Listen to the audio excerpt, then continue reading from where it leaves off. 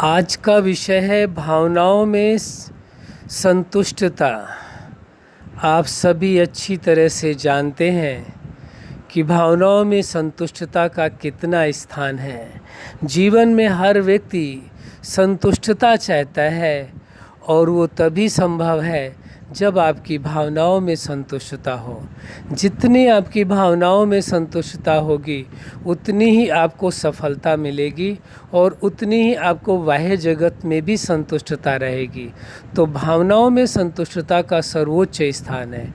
जितनी भी भावनाएं हैं उन भावनाओं में सर्वोच्च स्थान कहा जाए तो ये माना जाएगा कि भावनाओं में संतुष्टता।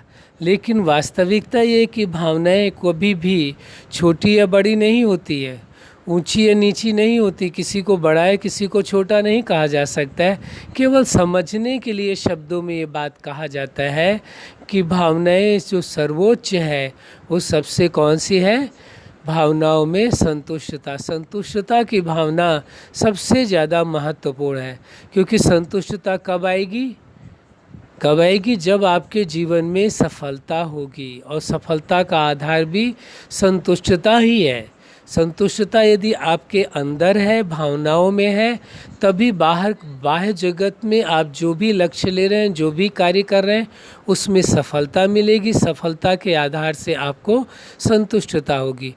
तो ये सत्य अच्छी तरह से स्वीकार कर लेना है कि आपकी भावनाओं में संतुष्टता ही आपके जीवन में संतुष्टता ला पाएगी। तो इस संतुष्टता का एक बेस, एक आधार कौन है? वो आपके स्वयं की भावनाएं हैं। कौन है? आपकी स्वयं की भावनाएं। आपकी स्वयं की भावनाएं जितना अधिक उनमें संतुष्टता होगी, उतना ही आपके व्यवहारिक जीवन में उतना ही अधिक संतुष्टता पाई जाएगी। क्योंकि सफलता किस बेस पर मिली है? संतुष्टता के बेस पर। क्योंकि संतुष्टता, जितनी आपको संतुष्टता होगी आपको सफलता अवश्य मिलेगी। सफलता ना मिले ये हो नहीं सकता। कई लोग ये सोचते हैं भ्रमवश कि यदि किसी कार्य को करने जा रहे हैं, कोई व्यक्ति ने यदि बोल दिया कि ये कार्य ऐसे होगा, ये कार्य ऐसे नहीं होगा, और आप वहाँ पर यदि अपने आप को असंतुष्ट कर लिया, तो जो आपकी भावनाओं में संतुष्टता थी वो आपके प्रैक्टिकल जीवन में संतुष्टता नहीं दिखाई दी। दोनों में अंतर दिखाई दे रहा है। उस अंतर का कारण यही है कि पूरे मनोभाव से, पूरी भावनाओं से आपने क्या स्वीकार किया। यदि आपने पूरी भावना से इस बात को स्वीकार किया है कि भावनाओं में भावनाओं में संतुष्टता के आधार से ही जीवन में संतुष्टता होगी, तो आप इसका स्थान अवश्य देंगे।